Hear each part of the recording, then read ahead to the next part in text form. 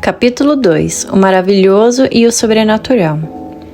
Se a crença nos espíritos e as suas manifestações fosse uma concepção isolada, o produto de um sistema poderia, com alguma aparência de razão, ser suspeita de ilusão. Mas podemos encontrá-la viva em todos os povos antigos e modernos, nos livros santos de todas as religiões. É porque, dizem alguns críticos, em todos os tempos o homem tem amado o maravilhoso. Que é o maravilhoso segundo a sua opinião? Aquilo que é sobrenatural. O que você entende por sobrenatural? Aquilo que é contrário às leis naturais. Então você conhece tão bem essas leis que pode marcar um limite ao poder de Deus? Muito bem. Prove que a existência dos espíritos e suas manifestações são contrárias às leis da natureza, que não é e nem pode ser uma dessas leis. Siga a doutrina espírita e verá que esse encadeamento tem todos os caracteres de uma admirável lei, que resolve tudo que as leis filosóficas não puderam resolver até hoje. O pensamento é um dos atributos do espírito, a possibilidade que ele tem de agir sobre a matéria, de impressionar nossos sentidos e, por conseguinte, transmitir seu pensamento, resulta, se assim podemos nos exprimir, de sua constituição fisiológica. Que um homem morto e bem morto reviva corporalmente, que seus membros dispersos se reúnam novamente para formar o seu corpo. Isso é maravilhoso, sobrenatural, fantástico. Seria uma verdadeira derrogação que Deus poderia fazer por meio de um milagre, mas não há nada parecido na doutrina espírita. Não obstante, dirão: você admite que um espírito possa levantar uma mesa e mantê-la no espaço sem ponto de apoio. Isso não é uma derrogação da lei da gravidade? Sim, a lei conhecida, mas a natureza diz sua última palavra. Antes das experiências com a força ascensional de certos gases, quem diria que uma pesada máquina levando muitos homens pudesse triunfar das leis de atração? Aos olhos do vulgo, isso podia parecer maravilhoso, diabólico? Aquele que tivesse proposto há um século transmitir uma mensagem a 500 km de distância e receber a resposta em alguns minutos seria considerado um louco.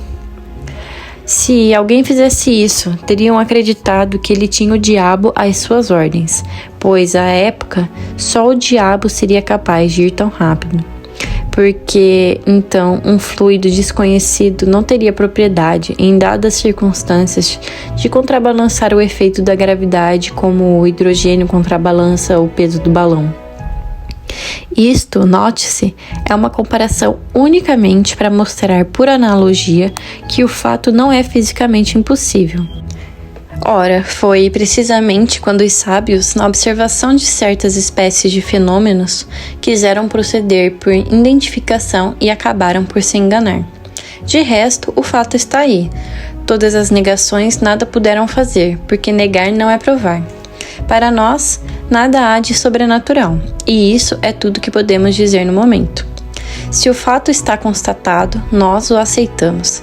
Aceitamos até mesmo a causa citada, aquela de um fluido desconhecido. Mas quem prova a intervenção de um espírito? Aí está o maravilhoso, o sobrenatural. Seria necessária aqui toda uma demonstração, que não seria cabível porque ela ressalta de todas as outras partes dos ensinamentos. Entretanto, para assumir em algumas palavras, dizemos que ela está fundada, em teoria, sobre este princípio. Todo efeito inteligente deve ter uma causa inteligente. Praticamente, sobre esta observação que os fenômenos ditos espíritas, tendo dado provas de inteligência, devem ter uma causa inteligente fora da matéria. Que essa inteligência não sendo aquela dos assistentes, aqui está o resultado de uma experiência. Deve estar fora deles, pois não se vê o ser agindo, é então um ser invisível. É então que, de observação em observação, chegou-se a reconhecer que esse ser invisível, ao qual se dá o nome de espírito, não é outra coisa senão a alma daqueles que viveram corporalmente e que a morte despojou de seu grosseiro envoltório visível, não lhes deixando senão um envoltório etéreo, invisível em seu estado normal. Eis então o maravilhoso e o sobrenatural, reduzido à sua mais simples expressão. Uma vez constatada a existência de seres invisíveis, sua ação sobre a matéria resulta da natureza de seu envoltório fluídico. Essa ação é inteligente, porque ao morrer perderam apenas seus corpos, mas conservaram a inteligência, que é sua essência. Aí está a chave de todos esses fenômenos denominados erradamente sobrenaturais. A existência de espíritos não é, então, um sistema pré-concebido, uma hipótese imaginária para explicar os fatos. É o resultado de observações e a consequência natural da existência da alma. Negar essa causa é negar a alma e seus atributos. Aqueles que pensarem poder dar esses efeitos inteligentes uma solução mais racional, podendo explicar todos os fatos, queiram fazê-lo, e assim se poderá discutir o mérito de cada uma. Aos olhos daqueles que veem a matéria como a única força da natureza, tudo que não pode ser explicado pelas leis da matéria é maravilhoso ou sobrenatural. E para eles, maravilhoso é sinônimo de superstição. Desse modo, a religião fundada sobre a existência de um princípio imaterial é uma teia de superstições. Não ousam dizer em voz alta o que pensam, mas o dizem baixinho. Creem em salvar as aparências, concordando que é necessária uma religião para o povo e para disciplinar as crianças. Ora, de duas uma. Ou o princípio religioso é verdadeiro ou é falso. Se é verdadeiro, ele o é para todo mundo. Se é falso, não é melhor para os ignorantes nem para os mais esclarecidos. Aqueles que atacam o espiritismo em nome do maravilhoso apoiam-se, geralmente, sobre o princípio materialista, porque negando todo efeito extramaterial, negam por isso mesmo a existência da alma. Sonde o fundo dos seus pensamentos, investigue bem o sentido das suas palavras e você verá quase sempre o princípio, se está formulado claramente, colocado sob a capa de uma pretensa filosofia racional, sob a qual eles se escondem. Rejeitando como maravilhoso tudo que o decorre da existência da alma, são consequentes consigo próprios. Não admitindo a causa, não admitem os efeitos. Daí uma opinião preconceituosa que os torna incapazes de julgar sadiamente o espiritismo, porque eles partem do princípio da negação de tudo que não seja material. Quanto a nós, desde que admitimos os efeitos que são a consequência da existência da alma, segue-se que aceitamos todos os fatos qualificados de maravilhosos. Somos então os campeões de todos os sonhadores, os adeptos de todas as utopias, de todas as intricidades sistemáticas. Seria conhecer bem pouco o espiritismo para pensar assim. Mas nossos adversários não se importam com isso. A necessidade de conhecer aquilo de que falam é o menor de seus cuidados. Segundo eles, o maravilhoso é absurdo. Ora, o espiritismo se apoia em fatos maravilhosos, logo o espiritismo é absurdo. Creem em apresentar um argumento sem réplica quando, depois de ter feito eruditas pesquisas sobre os convulsionários de Saint-Médard, os calvinistas de Cévennes ou as religiosas de Loudun, chegaram a descobrir fatos comprovados de trapaça que ninguém contesta. Essas histórias são o evangelho do espiritismo. Seus partidários não negam que o charlatanismo tenha explorado certos fatos em seu proveito, que a imaginação os tenha criado, que o fanatismo os tenha exagerado muito. O espiritismo não é responsável pelas extravagâncias que se pode cometer em seu nome, como a verdadeira ciência não o é pelo abuso da ignorância, nem a verdadeira religião pelo excesso de fanatismo. Muitos críticos julgam o espiritismo só pelos contos de fadas e pelas lendas populares que são formas de ficção. Do mesmo modo, valeria julgar a história pelos romances históricos ou pelas tragédias. Seguindo uma lógica elementar, para discutir uma coisa é necessário conhecê-la, porque a opinião de um crítico não tem valor se ele não fala com conhecimento de causa. Somente assim, sua opinião, ainda que errônea, pode ser tomada em consideração. Que valor essa opinião pode ter se o crítico desconhece o assunto? A verdadeira crítica deve provar não apenas erudição, mas um conhecimento profundo do assunto em questão, de um julgamento justo e de uma imparcialidade a toda prova. De outro modo, um violeiro qualquer se daria o direito de julgar Rossini e um aprendiz de pintor de censurar Rafael. O Espiritismo, portanto, não aceita todos os fatos considerados maravilhosos ou sobrenaturais. Longe disso, demonstra a impossibilidade de um grande número deles e o ridículo de certas crenças que constituem, propriamente falando, a superstição. É verdade que entre os fatos que ele admite há coisas que, para os incrédulos, são maravilhosas, o que vale dizer da superstição. Assim seja, mas ao menos não discutam esse ponto, porque sobre os outros nada há de dizer e pregarão aos convertidos, atacando o que o próprio Espiritismo refuta. Provam a ignorância e seus argumentos caem por terra. Mas até onde vai a crença do Espiritismo? Dirão: leia, observe e saberá. Toda ciência só se adquire com tempo e com estudo.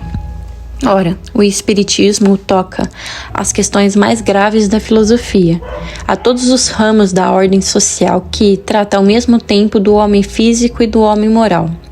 É ele próprio uma ciência, toda uma filosofia, que não pode ser aprendida em algumas horas como toda outra ciência. Seria puerilidade ver todo o espiritismo nas mesas girantes, como ver toda a física em certos jogos infantis.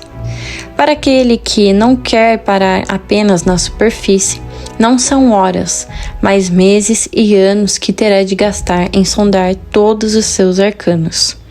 Que se julgue, por isso, o grau de saber e a opinião daqueles que se arrogam o direito de julgar, porque viram uma ou duas experiências, frequentemente de maneira distraída e por passatempo. Dirão sem dúvida que não tem tempo disponível necessário a esses estudos. Seja, nada os obriga, mas então, quando não se tem tempo para estudar uma coisa, não se deve falar dela e ainda menos julgá-la, se não se quer ser acusado de leviandade. Quanto mais alta é a posição dentro de uma ciência, menos desculpável é tratar de um assunto que não se conhece. Resumimos tudo nas seguintes proposições. Primeiro, todos os fenômenos espíritas têm por princípio a existência da alma, sua sobrevivência ao corpo e suas manifestações. Segundo, esses fenômenos sendo fundados sobre uma lei da natureza, nada tem de maravilhoso ou sobrenatural no sentido comum da palavra. Terceiro, muitos fatos ditos como sobrenaturais só o são por desconhecimento de causa. O Espiritismo, lhes assinalando uma causa, os faz entrar no domínio dos fenômenos naturais. Quarto, entre os fatos qualificados de sobrenaturais, há muitos que o Espiritismo demonstra a impossibilidade e que coloca entre as crenças supersticiosas. Quinto, ainda que o Espiritismo reconheça em muitas crenças populares um fundo de verdade, não é solidário com todas as histórias fantásticas criadas pela imaginação. Sexto, julgar o Espiritismo sobre fatos que ele não admite é dar prova de ignorância e tirar todo o valor de sua própria opinião. Sétimo, a explicação dos fatos admitidos pelo Espiritismo, suas causas e suas consequências morais constituem toda uma ciência e toda uma filosofia que requer um estudo sério, perseverante e aprofundado. Oitavo, o Espiritismo só pode olhar como crítico sério aquele que tudo tenha visto, tudo estudado, tudo aprofundado, com a paciência e a perseverança de um observador consciencioso, que saberá o assunto como o adepto mais esclarecido, que tenha adquirido seus conhecimentos além dos romances da ciência, a quem não se pudesse opor nenhum fato do qual ele não tivesse conhecimento, nenhum argumento no qual não tivesse meditado, que ele refutaria não pela simples negação, mas por outros argumentos mais peremptórios, que pudesse assinalar uma causa mais lógica aos fatos verificados. Esse crítico está ainda por aparecer. Citamos há pouco a palavra milagre. Uma pequena observação sobre o assunto não está deslocada nesse capítulo sobre o maravilhoso. Em sua acepção primitiva, por sua etimologia, a palavra milagre significa coisa extraordinária, coisa admirável de ver. Mas essa palavra, como tantas outras, se afastou do sentido original e hoje se diz, segundo a academia, de um ato da potência divina contrária às leis comuns da natureza. Tal é, com efeito, sua acepção usual, e é só por comparação e por metáfora que se aplica às coisas comuns que nos surpreendem e cuja causa nos é desconhecida. Não cabe a nós examinar se Deus pode julgar útil, em certas circunstâncias, derrogar leis estabelecidas por Ele mesmo. Nosso objetivo é demonstrar que os fenômenos espíritas, ainda que sejam extraordinários, não revogam essas leis. Não têm nenhum caráter miraculoso, como não são maravilhosos ou sobrenaturais. O milagre não se explica. Os fenômenos espíritas, ao contrário, se explicam da maneira mais racional. Não são milagres, mas simples efeitos que têm sua razão de ser nas leis gerais. O milagre tem um outro caráter, o de ser insólito e isolado. Ora, quando um fato pode se reproduzir à vontade e por diversas pessoas, não pode ser um milagre. A ciência faz todos os dias milagres aos olhos dos ignorantes. Aí que está, porque nos tempos antigos, aqueles que sabiam um pouco mais que os outros passavam por feiticeiros. Como se acreditava que toda ciência sobre-humana vinha do diabo, eram condenados à fogueira. Hoje somos mais civilizados, basta mandá-los para os hospícios. Que um homem realmente morto, como dissemos no começo, seja chamado à vida por uma intervenção divina é um verdadeiro milagre, porque é contrário às leis da natureza. Mas se esse homem tem só a aparência da morte, se há nele um resto de vitalidade latente e que a ciência ou uma ação magnética consegue reanimá-lo, para as pessoas esclarecidas é um fenômeno natural, mas aos olhos do vulgo o fato passará por milagroso. O autor será perseguido a pedradas ou venerado segundo o caráter dos indivíduos. Que no meio de um campo aberto um físico solte uma pipa e daí venha a tombar um raio sobre uma árvore, esse novo Prometeu será certamente olhado como armado de um poder diabólico. E diga-se de passagem, Prometeu parece ter antecipado Franklin. Mas Josué, parando o movimento do Sol ou antes da Terra, eis o verdadeiro milagre. Não conhecemos nenhum magnetizador dotado de tão grande poder para operar tal prodígio. De todos os fenômenos espíritas, um dos mais extraordinários é o da escrita direta, e um daqueles que demonstram de maneira mais direta a mais extraordinária ação da inteligência oculta. Não é mais miraculoso que todos os outros fenômenos causados por agentes invisíveis, porque esses seres ocultos que povoam os espaços são uma das forças da natureza, força cuja ação é incessante sobre o mundo material, tanto quanto sobre o mundo moral. O Espiritismo, nos esclarecendo sobre essa força, nos dá a chave de inúmeras coisas inexplicadas e inexplicáveis, por todo outro e qualquer meio e que puderam em tempos passados passar por prodígios. Ele revela tal como o magnetismo ou uma lei, se não desconhecida, pelo menos mal compreendida. Conheciam-se os efeitos porque se produziram em todos os tempos, mas não se conhecia a lei, e foi a ignorância dessa lei que engendrou a superstição. Conhecida essa lei, o maravilhoso desaparece e os fenômenos entram na ordem das coisas naturais. Eis porque os espíritas não fazem mais milagres, fazendo girar uma mesa ou fazendo com que os mortos escrevam. O milagre não é maior do que o do médico fazendo reviver um moribundo ou o físico fazendo tombar um raio. Aquele que pretendesse, com a ajuda dessa ciência, fazer milagres seria ou um ignorante de tudo ou pior, um trapaceiro. Os fenômenos espíritas, tanto quanto os fenômenos magnéticos, antes que se conhecessem as causas, devem ter passado por prodígios. Ora, como os céticos, os espíritos fortes, aqueles que têm o privilégio exclusivo da razão e do bom senso, não creem que uma coisa seja possível no momento que eles não a compreendem. Eis porque todos os fatos ditos prodigiosos são objetos de suas zombarias. Como a religião contém um grande número de fatos desse gênero, os céticos não creem na religião, e daí a incredulidade absoluta não há mais que um passo. O Espiritismo, explicando a maioria desses fatos, lhes dá uma razão de ser. Vem, portanto, auxiliar a religião, demonstrando a possibilidade de certos fatos que, por não ter mais caráter miraculoso, não são menos extraordinários.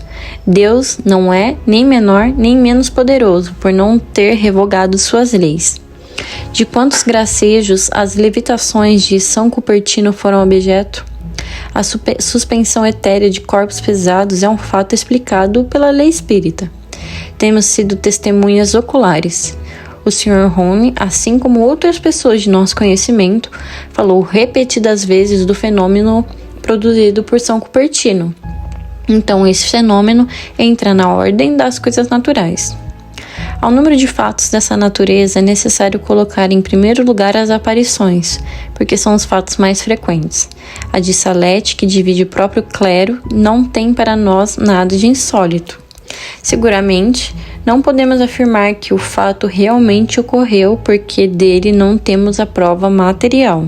Mas é possível, visto que milhares de fatos análogos recentes que chegaram ao nosso conhecimento. Cremos não somente porque sua realidade foi testemunhada por nós, mas porque sabemos perfeitamente a maneira que eles se produzem. Quem se reportar à teoria das aparições, que abordaremos mais adiante, verá que os fenômenos se tornam mais simples e mais plausíveis, como uma série de fenômenos físicos que só são prodigiosos na falta de uma chave para sua explicação. Quanto ao personagem que se apresentou às pastorinhas em Salete, é outra questão. Sua identidade não nos foi demonstrada. Constatamos apenas que uma aparição pode ter ocorrido, o resto não é de nossa competência. Cada um pode guardar para si suas convicções. O Espiritismo não tem nada com isso. Dizemos apenas que os fatos produzidos pelo Espiritismo nos revelam leis novas e nos dão a chave de uma série de coisas que pareciam sobrenaturais. Se alguns desses fatos que passavam por miraculosos aí encontram uma explicação lógica, esse é um motivo para não se apressar em negar aquilo que não se compreende. Os fenômenos espíritas são contestados por certas pessoas, precisamente porque parecem sair da lei comum e não podem ser explicados. Deem-lhes uma base racional e a dúvida cessará. A explicação nesse século no qual ninguém confia nas palavras é então um poderoso motivo de convicção. Também vemos todos os dias pessoas que não foram testemunhas de nenhum fato, que não viram uma mesa girar e que estão tão convencidas como nós unicamente porque elas leram e compreenderam. Se só se devesse crer no que vê com os próprios olhos, nossas convicções se reduziriam a bem poucas coisas.